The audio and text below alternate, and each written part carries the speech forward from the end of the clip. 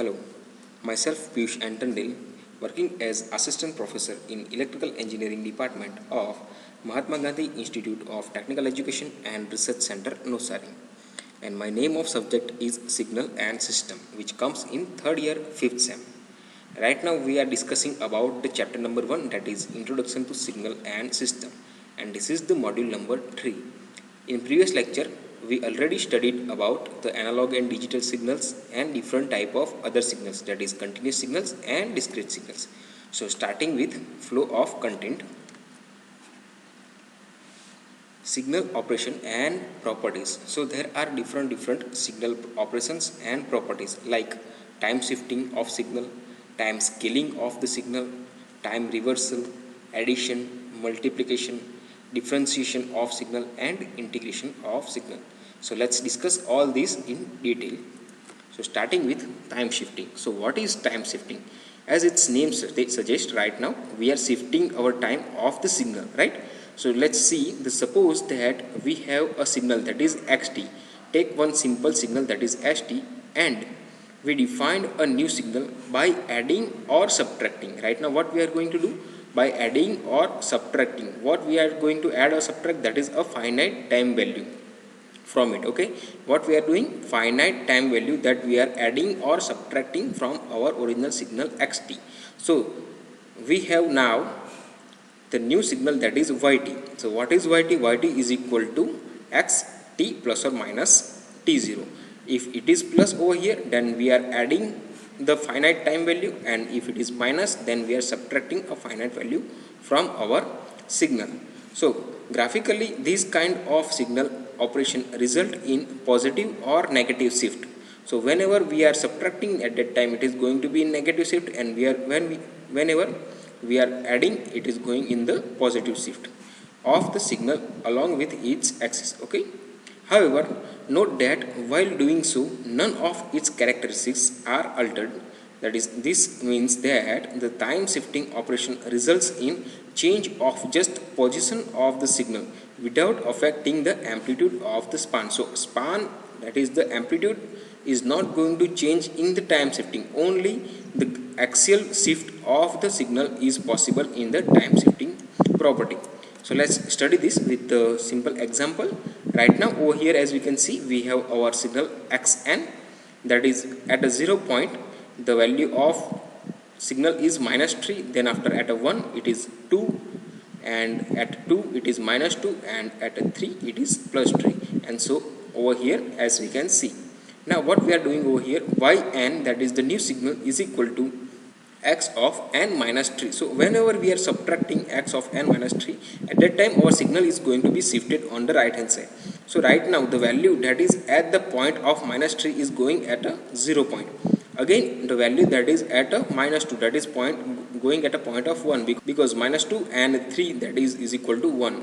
Again at a minus 1, that is going to be at a 2 point, and the 0 point, this is going at a point of 3. So the amplitude of the signal is not going to be changed, but the time shifting of the axial shift is over here, which we can observe.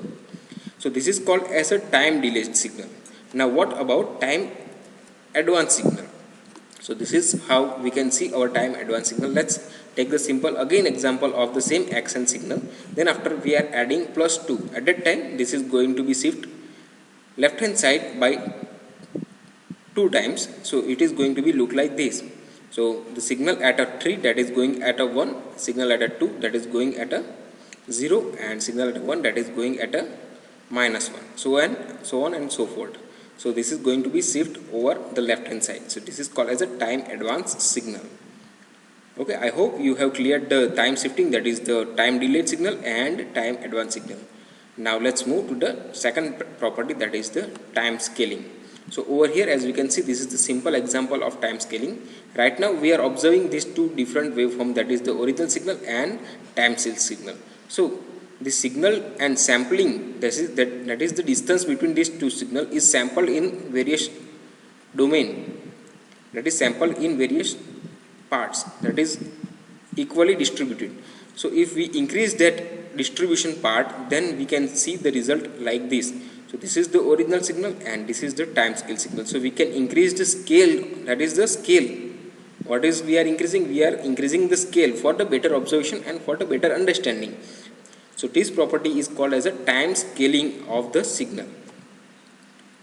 Now next is time reversal. Now as its name indicate, reversal, it means it is going to reverse the indication. So suppose we are dealing with x of n signal, it is going to represent it as a x of minus n. So whatever the value of n we are putting over here, we need to put is a minus n. Just like over here, as we can see, 0 point, at a point 0 the value is going to be same. At a point of 0.5 this value is going to shifted as a minus 0.5. So the value of minus 0.5 is shifted over here, and 0.5 the value is shifted over here. Again the value of 1, that is going to shifted on the value of minus 1. So as we can see, the value of 1 is going to shifted at a value of minus 1. Over here as we can see, minus 2, the value of minus 2 is going to be shifted at a plus 2, so on and so forth. All the value are going to be shifted on the negative bias. As we can see over here, the value of plus 4 is going to be shifted as a minus 4. So the value of plus 4 is shifted directly to the value of minus 4. So the amplitude of that value, amplitude of the signal is going to be remain same, but only it is going to reverse the direction of the signal. That's why it is called as a time reverse. Now next is addition of the signal. Now suppose we have two different signal right now. As we can see in the figure, right now we have signal of x1t and x2t. This particular operation involves the addition of amplitude of two or more signals. So what we are doing over here, we are addition of the amplitude. Right now we are adding the amplitude of the signal at each instant of time or any other independent variable which are common between the signals. So what we are adding? We are adding the amplitude between two or more signals. So let's study this. Right now we have signal 1, that is the x1t, and signal 2, that is x2t. So if we are going to add both the signal, the amplitude of the both the signal are going to be added, but the time is not going to be changed. So at a point of minus 2 and minus 2 are going to be added, so it is going to be look like this. This is over here, this value is 0, and this value, that is the minus 2, that is 2. So it is going to show the value of 2 over here. So this is the addition of this value, again the addition of this value over here. So the value of x2t and x1t are going to be added and going to look like this. And same as well as on the positive direction also, the value of x1t plus the value of x2t is going to look like this. So this is the final result of our signal x1t and x2t. Now as the addition, we can also do the multiplication of the signal, that is the signal x1t and x2t. So the same as in addition, we can only multiply the amplitude of the signal.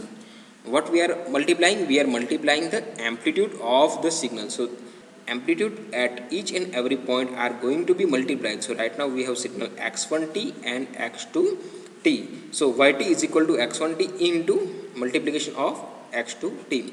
So right now at the point of minus 5, the value is 0.